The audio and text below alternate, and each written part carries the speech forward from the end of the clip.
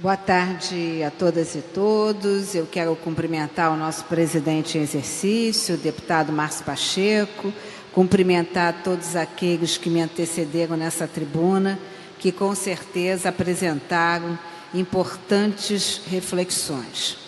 Eu hoje, quando caminhava para chegar à Alerj, eu fui tomada por um sentimento de retrospectiva. E aí me recordei exatamente do primeiro dia que me dirigi a esse plenário, já na condição de deputada eleita no período 2015-2018, e me lembrei da minha primeira semana nessa casa, quando ainda tínhamos, no início da tarde, o expediente inicial, a sessão legislativa, em seguida o expediente final. E me recordo com muita clareza de que passei aqui cerca de uma semana ouvindo atentamente, tentando entender a dinâmica que se dá nesta casa no exercício do mandato. E é pensando exatamente nesses quase 4 anos em que estive aqui ocupando não só a condição de parlamentar eleita, mas também a condição de presidente da Comissão de Segurança Pública, que eu queria me permitir voltar no tempo e contar um pouco dessa trajetória. Chegamos aqui e encontramos já sinais de que o Estado do Rio de Janeiro não ia bem. Os argumentos que ouvíamos era a questão da diferença do barril do petróleo. O barril do petróleo que um dia teria custado $100 e que naquele momento chegou a cerca de $30. Mas, na verdade, o que identificamos foi o início de uma crise que se instalou no Estado do Rio de Janeiro. Uma crise que passou pela área financeira, culminando com o Programa de Recuperação Fiscal, e uma crise que assolou de forma plena a questão da segurança pública. E, nesse sentido, quero trazer como exemplo a Comissão de Segurança Pública. Quero dizer aqui da minha alegria de poder ter, de forma presente e contínua, a convivência com o deputado Paulo Ramos, com o deputado Zaqueu Teixeira, com o deputado Bruno Dauari e com o deputado Flávio Bolsonaro. Éramos 5 parlamentares que tínhamos identidades políticas diferentes, mas que soubemos conviver e agir de forma suprapartidária, como só as mulheres sabem fazer, e nesse sentido trouxemos e desnudamos algumas questões que já haviam sido sinalizadas no início do nosso mandato. Observamos que o projeto das unidades de polícia pacificadora estava num processo de deteriorização. E aí, quando verificamos, ao vivo e a cores, as péssimas condições de trabalho dos policiais militares, das unidades de polícia pacificadora, fosse na ladeira do Tabajara, fosse no Complexo do Alemão, ou mesmo no Borel, nós já pressentíamos o que estava por vir. Nós identificamos que havia uma questão que precisava ser resolvida, que era a recomposição dos quadros da Polícia Civil e da Polícia Militar. E, nesse sentido, lutamos muito e conseguimos a nomeação dos 4.000 policiais aprovados no último concurso da Polícia Militar. Conseguimos o chamamento dos 800 primeiros que já estão no curso de formação profissional na Academia da Polícia Militar. Mas essa casa, o governo do Estado ainda tem um débito com os outros mais de 3.000 que precisam ser chamados para integrarem os quadros da Polícia Militar. Afinal, a cada ano, 1.500 policiais militares deixam a corporação.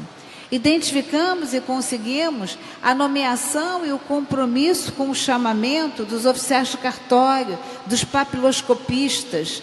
Entendemos que segurança pública não passava apenas pela Polícia Militar e pela Polícia Militar. Entendemos que segurança pública era um grande cinturão que abrangia também a defesa civil, abrangia também os agentes penitenciários e, por que não, os agentes de segurança socioeducativa. E discutimos muitos temas. Discutimos nas CPIs que foram instaladas aqui, a questão do auto de resistência, a CPI das armas, da qual tive a oportunidade de participar, ou a CPI da morte dos policiais, que fez com que os deputados que ali integravam aquela CPI entendessem pela criação de um núcleo especializado para apurar os homicídios dos agentes da segurança.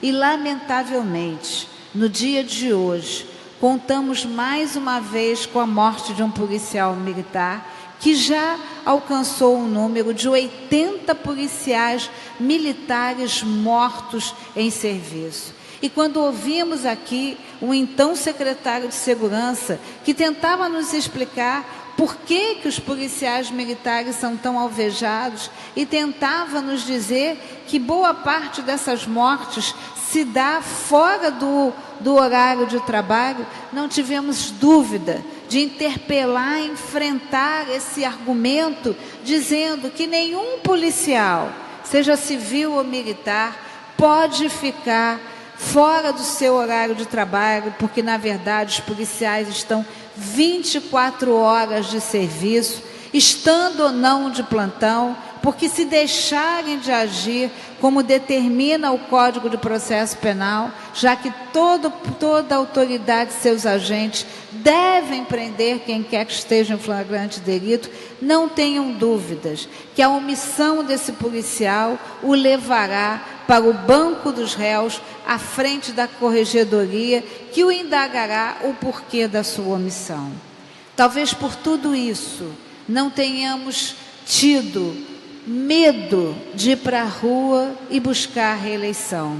Quando me perguntam como foi essa campanha, eu não me canso de repetir que essa campanha foi, sempre que possível, de salto, sempre que possível, com muita saliva e caminhando muito em busca do voto. Não tive medo das ruas, não tive medo das decisões que tomei aqui. Votei contra a venda da SEDAI, votei contra o aumento das alíquotas relativas ao funcionário público, votei pela manutenção da prisão dos deputados, portanto, votei contra as alterações do bilhete único, portanto, não tive medo. Fui para a rua buscar o voto, levando o meu trabalho, discutindo com o eleitor, conversando com as pessoas, fossem ou não pessoas que tivessem o mesmo entendimento que eu tinha no que se referia ao governo do Estado e no que se referia à presidência da República. Pedi com muito orgulho o voto para o PDT. Foi muito bom caminhar ao lado de Ciro Gomes, que nos lembrou dos 14 milhões de desempregados, que nos lembrou dos mais de 60 mil homicídios, que nos lembrou das 49.497 mulheres estupradas no Brasil no ano de 2016.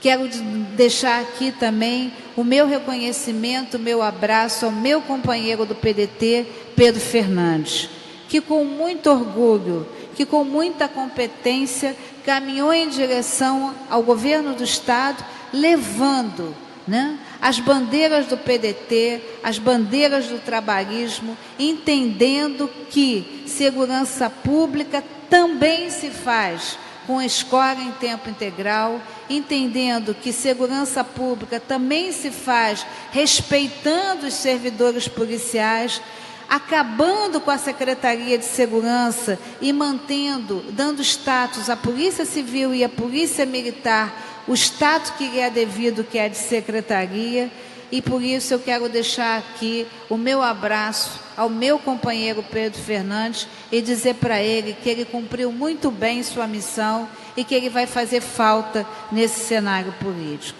Para terminar, eu quero olhar para frente sem nunca deixar de dizer muito obrigado. Muito obrigada a todo mundo que me ouviu nessa caminhada. Muito obrigada a todo mundo que fez a campanha de Marta Rocha a sua campanha. A todo mundo que falou com a família, a todo mundo que falou com os amigos, como eu gosto de dizer, a quem pediu voto para mim, inclusive para o amor da sua vida. A todo mundo que me trouxe até aqui, a minha equipe, a esse mandato que se estabeleceu pelo Estado do Rio de Janeiro, que foi fruto do entendimento do nosso trabalho e do entendimento dos nossos compromissos. O compromisso com a ética, o compromisso com o povo do Estado do Rio de Janeiro, o compromisso que respeita a diferença, o compromisso que respeita a democracia, o compromisso que entende que há espaço para o debate, e esse debate deve ser firme no argumento, mas respeitoso no embate. Por isso, quando eu olho para trás, eu não posso deixar de agradecer individualmente a todos aqueles que votaram no 12040, que votaram em Marta Rocha para deputado estadual. E quando eu olho para frente, eu tenho uma boa expectativa. Essa casa vai se renovar. E eu quero dizer que eu espero que nos próximos 4 anos nós possamos ter aqui o ambiente que tivemos nos últimos 4 anos. Um ambiente de respeito, um ambiente de cordialidade e um ambiente que não foge do embate e do debate, mas um debate que entende que atrás das ideias e dos argumentos estão as pessoas e que essas pessoas precisam ser respeitadas, ainda que tenham uma posição diferente da nossa. Por isso, muito obrigada a quem me trouxe até aqui, muito obrigada a todos aqueles que acreditaram no nosso mandato e dizer aos companheiros que submeteram o seu nome, independente de terem sido escolhidos ou não, mas que eu tenho certeza que aqueles que conseguiram voltar, que a vida possa outorgar a eles uma nova trajetória de vitórias. Mas aqueles que não conseguiram chegar até aqui, eu não tenho dúvida que Deus, e como eu gosto de dizer, Nossa Senhora, vai na frente, abrir muitos caminhos e premiar todas essas pessoas com muitas realizações. Muito obrigada.